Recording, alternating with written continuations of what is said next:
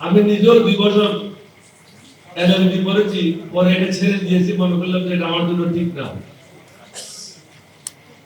একটা লয়ারকে তার আইনের পয়েন্ট দিয়ে তার যে ক্লায়েন্ট আছে তাকে ডিফেন্ড করতে হবে, কিন্তু এখন আমরা কি করি, ক্লায়েন্ট গেলে তারা বলেছি তুমি এভাবে এভাবে কথাগুলি বলে পড়ে তাহলে তুমি মুক্তি পেয়ে যাবে, অর্থাৎ মিথ্যা কথাগুলি শিখিয়ে দেয়।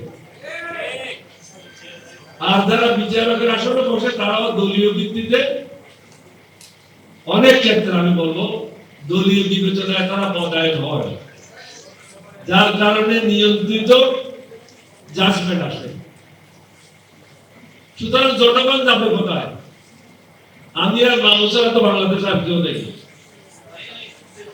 যারা সরকারে আছে তারা, আর যারা অফিসাররা কাজ করছে তারা। আপনারা সেটা প্রত্যক্ষ করেছেন 12 ফেব্রুয়ারির নির্বাচনে। 11 তারিখ পর্যন্ত ঠিক ছিল, 12 তারিখ 10টা 11 পর্যন্ত ঠিক ছিল, তারপর থেকে সিচুয়েশন পাল্টানো শুরু হলো। উগ্রবাদীদেরকে ভোট দেওয়া যাবে না। ভাই উগ্রবাদী মানে কি বলছেন? যারা নামাজ পড়ে দাঁড়িয়ে রাখে মসজিদে যায় তারা কি উগ্রবাদী? এখন উগ্রবাদীর ডেফিনিশনটাই বদলে গেছে। উগ্রবাদী হলো যারা কোন নিয়ম কানুন শৃঙ্খলা আল্লাহকে মানে না, আল্লাহ রসুলকে মানে না, তারাই হলো উগ্রবাদী। যারা নিয়ম কানুনের মধ্যে চলে, আল্লাহকে মানে, আল্লাহ রসুলকে মানে, নির্দেশিত পথে চলে, তারা হলো সঠিক মুমিন মুসলমান। তাদের দ্বারা অন্য ধর্মের লোকের কোনো ক্ষতি হতে পারে না। জামাত আমির সাহেব কোন জায়গায় বলেছিলেন যে মাদেরকে আমরা সর্বোচ্চ ইজ্জত দেব। এটা উনি কেন বলেছেন? আল্লাহ তো কোরআনে বলেছেন যে তোমার মা রাজি না থাকলে তুমি বেহেশতে যেতে পারবে না। আল্লাহ সমগ্র কিছুর মালিক, তারপরেও বলছে মাকে এত ক্ষমতা দেওয়া হয়েছে যে মা রাজি না থাকলে তুমি বেহেশতেও যাবে না। উনি কি বলেছেন? মাদেরকে সর্বোচ্চ সম্মান দেওয়া হবে। 8 ঘন্টা জায়গায় 5 ঘন্টা কাজ করবে, 3 ঘন্টার বেতন সরকার দেবে। আর এটা মাঝে মাঝে কি বলা হয়েছে? মেয়েদেরকে ঘরে ঢুকিয়ে দেওয়া হয়েছে, বলে মাজার ভেঙে দেবে। ভাই মাজার কিসের জন্য ভাঙবে? এটা না ভাঙার জন্য তো জামাতের ছেলেরা, আমাদের দলের লোকেরা বিভিন্ন জায়গায় আমরা পাহারা দিয়েছি, মন্দির পাহারা দিয়েছি, মঠ পাহারা দিয়েছি, সব জায়গায় আমরা পাহারা দিয়েছি। এটা হলো একটা বয়ান, যারা আমাদেরকে পছন্দ করে না তাদের বয়ান। 1971 সালে পরে কি বয়ান ছিল? মুক্তিযুদ্ধ এবং মৃত্যুযুদ্ধ। এটা করে আমরা একটা দেশকে ডিভাইড করেছি। আমি প্রেসিডেন্ট জিয়ার সময় বলেছিলাম, প্রেসিডেন্ট জিয়াকে বলেছিলাম আমাদের একমাত্র কাজ হবে টু ইউনাইট দ্য নেশন, ঐক্যবদ্ধ জাতি করতে হবে। বিভিন্ন জনের বিভিন্ন মত থাকবে, বিভিন্ন পথ থাকবে, বিভিন্ন পথ ধারা থাকবে। এটা বিকশিত হওয়ার জন্য আমাদেরকে সুযোগ করে দিতে হবে। বাধা স্বরূপ আমরা কাজ করতে পারবো না। এখন আসেন, গোলাম পরোয়ার সাহেব এখানে বলে গেলেন যে সংস্কারগুলি যেন করা হয়। আমি মাননীয় প্রধানমন্ত্রীকে বলবো, আপনার বাপ পুরো পৃথিবীতে প্রসিদ্ধ হয়েছিল স্বাধীনতা ঘোষণা করে, আপনার মা প্রসিদ্ধ হয়েছিল সংসদীয় গণতন্ত্র প্রবর্তন করে। সুতরাং আপনি প্রসিদ্ধ হয়ে গেলেন সংস্কারগুলি করে। ইতিহাসের পাতা নামলেন, সুযোগ আসে না, চাটু করার অভাব নাই। আপনাকে ভিন্ন পথে পরিচালনা করার জন্য অনেক লোক থাকবে। শেষ পর্যন্ত আপনাকে কাঁধে সেই বোঝা বহন করতে হবে।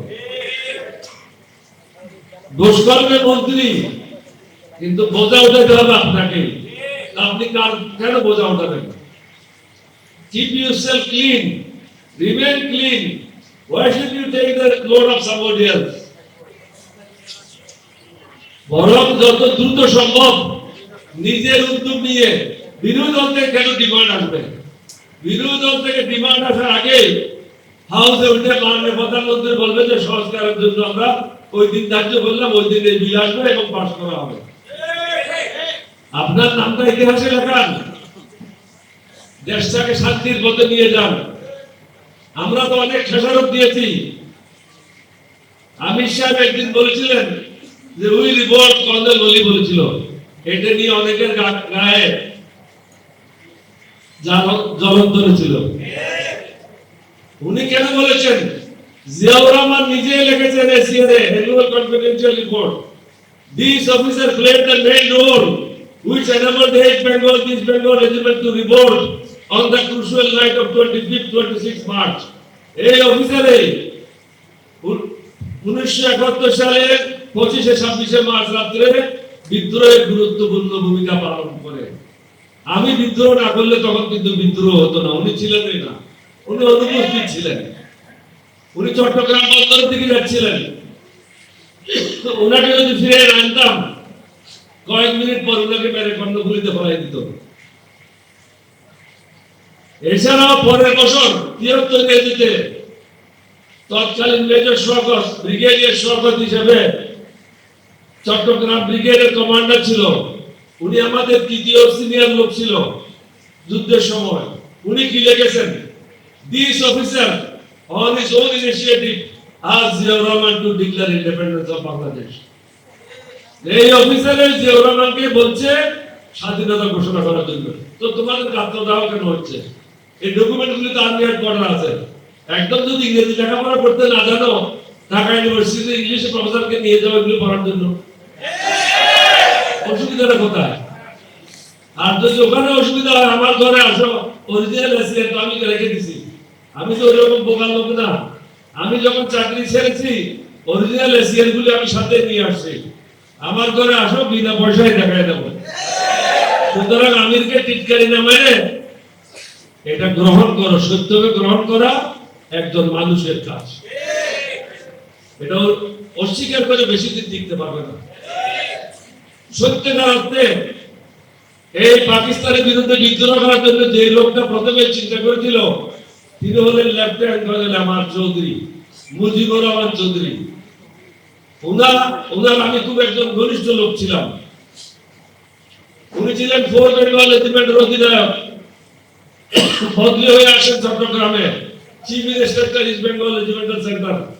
আমাকে বলা হতো ব্লু হোয়াইট বয় আমার চৌধুরী।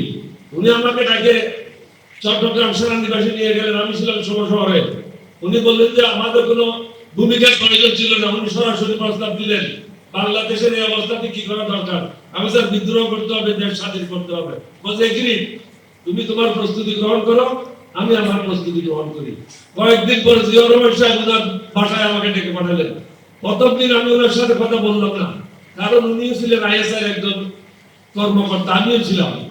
সুতরাং তাকে আমি আগের থেকে জানি না, চিনি না, কোথায় কথা বলে কি বিপদে পড়ি। প্রথম দিন আমি ওনার কথাগুলি শুনে চলে আসলাম।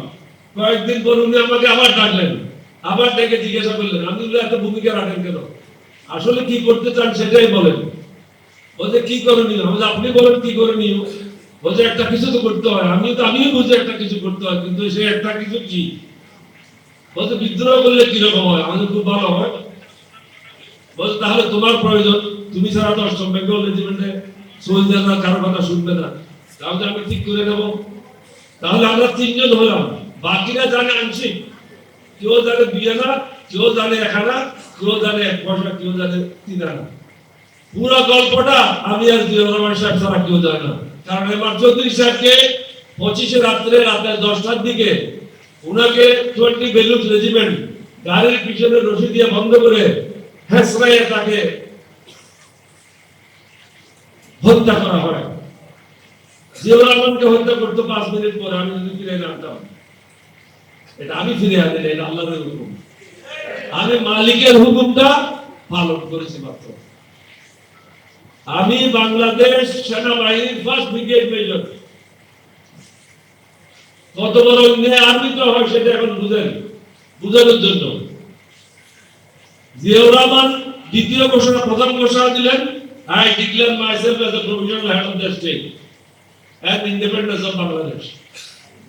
27 তারিখ সন্ধ্যায় কালুঘাটে ট্রান্সমিটিং স্টেশন ছিল না, ব্রডকাস্টিং স্টেশন ছিল না, ট্রান্সমিটিং ছিল।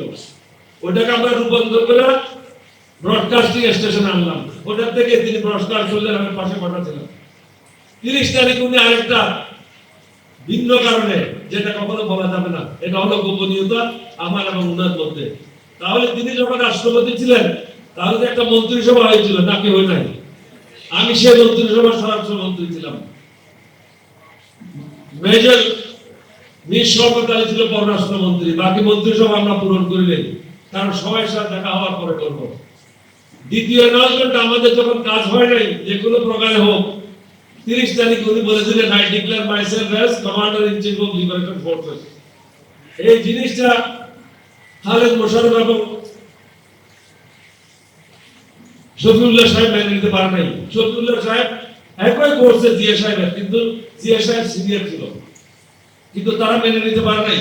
তারা জিয়াউর রহমানের বিরুদ্ধে ষড়যন্ত্র করলো, ষড়যন্ত্র করে সাপ্লাই করে পৃথিবীতে কোনো মানে আর্মি চিফ হয় না, সেনাবাহিনী প্রধান হয় না, প্রধান সেনাপতি হয় না, কিন্তু ওসমানী সাহেব একজন পলিটিশিয়ানকে নিয়ে প্রধান সেনাপতি বানিয়ে দিল সাপ্লাই করার লোক। কেন বানিয়ে দিল? জিয়াউর রহমানকে দমন করার জন্য। এবং শুধু দমন করলো না, 3টা ফোর্স খাড়া করলো, K force, Z force, S force. এটা করার পরে খালেদ মোশাররফ নিজের জায়গায় হলো, শফিউল্লাহ নিজের জায়গায় হলো, জিয়াউর রহমানকে দেওয়া হলো মেঘালয় তুরা নামক স্থানে, গভীর জঙ্গলের মধ্যে। এখন যেন উনি আর বাংলাদেশে ফিরে আসতে না পারেন। উনার বিরুদ্ধে অনেক ষড়যন্ত্র হয়েছে, থাকার তো কথা 1 নম্বর সেক্টরে। যা হোক, এই সিদ্ধান্ত যখন হয়, উনি আমার সাথে দেখা করতে আসেন ছাগল নাইয়ের উল্টো দিকে শ্রীনগর বিউপিতে। উনি আমার সাথে দেখা করতে আসলেন যে বিদায় নিতে আসছি, অনেকদিন একসাথে কাজ করেছি, আগামী দিনে হয়তো সুযোগ হলে একসাথে কাজ করবো। এই বিদায় নেওয়ার সময় আমি ওনাকে জিজ্ঞাসা করলাম, আপনি কি চান, আমার কাছ থেকে কি আশা করেন? উনি বললেন, তোমার কাছ থেকে আশা করি তুমি যদি এই যুদ্ধের সময় আমার সাথে থাকতে, এর থেকে বেশি বড় পাওনা আমার কাছে আর কিছু ছিল না। তাহলে আপনার সাথে আসি, আপনি যান, আমি কালকে সকালে গাড়ি নিয়ে রওনা হবো। তোমার পোস্টিং অর্ডার, আমার পোস্টিং অর্ডার কে করবে? আমি কোন ব্যাটার আন্ডারে আসি? আমি যখন বিদ্রোহ করেছি, আমি কোন সংবিধান মেনে করেছি? আমি কোন কারণে নেতৃত্ব করেছি? আমি তো নিজেই বিদ্রোহ করেছি। সুতরাং অর্ডার কিসের? ওসমানের অর্ডার নিয়ে আমি কোনো মানে যাবো না। আমার জিপ, আমার অর্ডার, আমার বন্ধু, এ হলো আমার সাথী। পরের দিন সকালে আমি তুরাতে চলে গেলাম। তুরাতে গিয়ে জঙ্গল পরিষ্কার করে ব্রিগেড হেডকোয়ার্টার সেট আপ করলাম। জিয়া সাহেব 3 দিন পর এসে দেখে কি সুন্দর ব্রিগেড হেডকোয়ার্টার। উনি বললেন যে এখন ইন্ডিয়ান আর্মি থেকে একজন মেজর আসবে, ব্রিগেড মেজর হবে। তা আমি চুপচাপ থাকলাম। Z force of brigade commander, sorry, S force এর ব্রিগেড মেজর আসলো ইন্ডিয়ান আর্মি থেকে। কে ফোর্সে আসলো? জেড ফোর্সে আসলো সন্ধ্যার সময়। আমি ওকে বললাম, আপনারা খাও আর ঘুমাও, সকালে নাস্তা করে এখান থেকে ভাইকে যাও। ও বলল, কেন? আমি যে এখানে আর কেউ থাকবে না, এখানে আমি ছাড়া আর কেউ থাকবে। আমার বন্দুক থাকবে সাথে, উল্টা পাল্টা কাজ করলে কি করবো এটা বুঝতে পারবো। তো জিয়াউর রহমান সাহেব আমাকে ডাকলেন, বলে তুমি ব্রিগেড মেজর কাজ জানো? আমি জানি না। আপনি তো ব্রিগেড মেজর কাজ জানেন, আপনার থেকে শিখবো। আমার যে সুবেদার মেজর রহমান আছে, সে তো 2য় বিশ্বযুদ্ধের সুবেদার, তার কাছ থেকে শিখবো। কিন্তু ইন্ডিয়ান অফিসার জেড ফোর্স হেডকোয়ার্টারে থাকবে না। আমি বিদায় করে দিলাম। শেষ পর্যন্ত 4 জন অফিসারের ডিউটি আমি করেছি। জিয়াউর রহমান লিখেছে, আমার অ্যানুয়াল কনফিডেন্সিয়াল রিপোর্টে লিখেছে যে at times he performed the duty of DQMG and other. আমি যেটা বলতে চেয়েছিলাম, আমি যে ব্রিগেড মেজর ছিলাম, সেনাবাহিনীতে এই অর্ডারটা হয় নাই। 1971 হয় নাই, 1972 হয় নাই, 73 হয় নাই, 74 হয় নাই, 75 আমি যখন আর্মি হেডকোয়ার্টার আসলাম, তখন মিলিটারি সেক্রেটারি ছিল ব্রিগেডিয়ার নাসির, পরে সেনা প্রধান। তাকে আমার অফিসে ডেকে পাঠালাম, আমি আজকে সন্ধ্যার মধ্যে এটা অর্ডার হবে। দেখ, ক্যাপ্টেন ওলি ওয়াজ ব্রিগেড মেজর এই পিরিয়ড থেকে এই পিরিয়ড পর্যন্ত। আপনি শুধু বৈষম্য বাইরে হয়, এটা না, আর্মিতেও আমার প্রতি বৈষম্য হয়েছিল। এই বৈষম্য থেকে আমাদেরকে বের হতে হবে। যারা আল্লাহকে মানে না, নবীকে মানে না, তারাই বৈষম্য করে। আল্লাহ রসুলকে মানলে, নিয়মিত 5 ওয়াক্ত নামাজ পড়লে বৈষম্য তখনও হবে না। আমি কালকে একজন আলেম ওয়াজ করতেছিল, ওটা শুনলাম। বললো যে ছেলে যদি হাসি মুখে বাবার চেহারাটা দেখে, সে যদি হজ করে, এই হজের কোনো গ্যারান্টিও নাই, ওয়ারেন্টিও নেই। কিন্তু বাবার যে হাসি মুখে মুখটা দেখলো, এটা একটা হজের সওয়াব হয়ে গেল। যেখানে মা বাপকে এত ইজ্জত দিয়েছে আল্লাহ রাব্বুল আলামিন, সেই কথাটাই তো আমিরে বলেছিল। তাহলে অন্যদের গাত্র দেওয়া কেন হলো? মন্দির ভেঙে দেবে, ওইটা করবে ওটা করবে, মেয়েদেরকে ঘরে ঢুকে দেবে। ভাই আমরা কাকেও কোনো ঘরে ঢুকাবো না, আমরা ঢুকাবো চোরদেরকে জেলে, দুর্নীতিবাজদেরকে জেলে, চাঁদাবাজদেরকে জেলে। বাকি যারা ভালো মানুষ তারা তো অবশ্যই ঘুরে বেড়াবে। আপনাদের সবাইকে ধন্যবাদ। বাংলাদেশ জিন্দাবাদ। আসসালামু আলাইকুম ওয়া রাহমাতুল্লাহ।